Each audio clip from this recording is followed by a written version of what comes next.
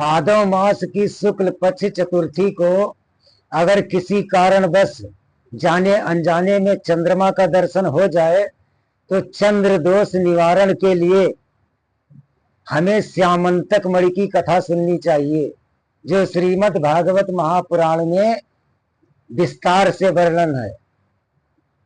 सत्राजित यदुवंश में था एक परम सुजान, करता था वो सर्वदा श्री सूर्य देव का ध्यान।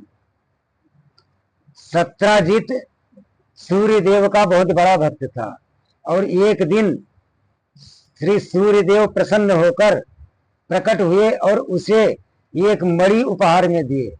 मणि का नाम श्यामंतक मणि बताया गया है। इस मणि में एक बहुत बड़ी विशेषता थी। यह मणि थी मानो कामधेनु, जिससे कुछ स्वर्ण निकलता था। जीविका इसी से चलती थी, परिवार इसी से पलता था।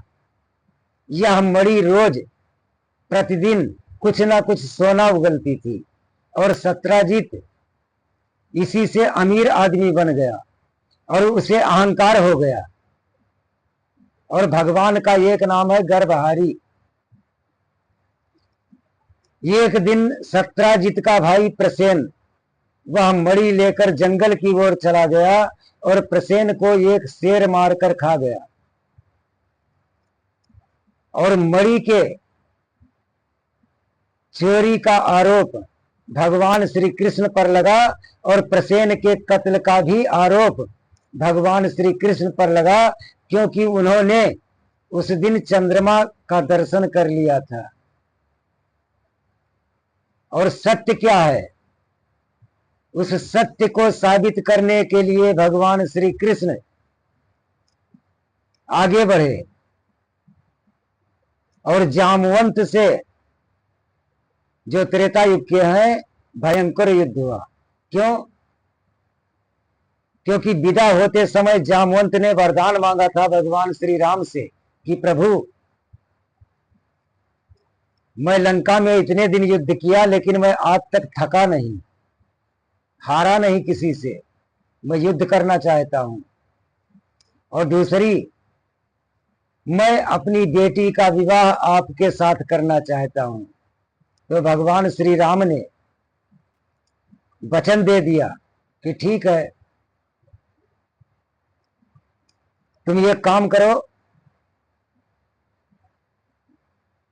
अगले युग में, द्वापर युग में, उस समय तुम्हारी पुत्री को मैं निज महलों में लाऊंगा और तीसरी अवस्था में तुमको तीसरा स्वरूप दिखाऊंगा। इसलिए जाओ अगले युग तक वन में सानंद निवास करो और मन में मेरा आराधन कर उस शुभ अवसर की आस करो। द्वापर युग में जब मैं श्री कृष्ण के रूप में अवतरित होऊंगा तब मैं तुमसे युद्ध करूंगा और अपना वचन पूरा करते हुए तुम्हारी पुत्री का विवाह अपने साथ करूंगा।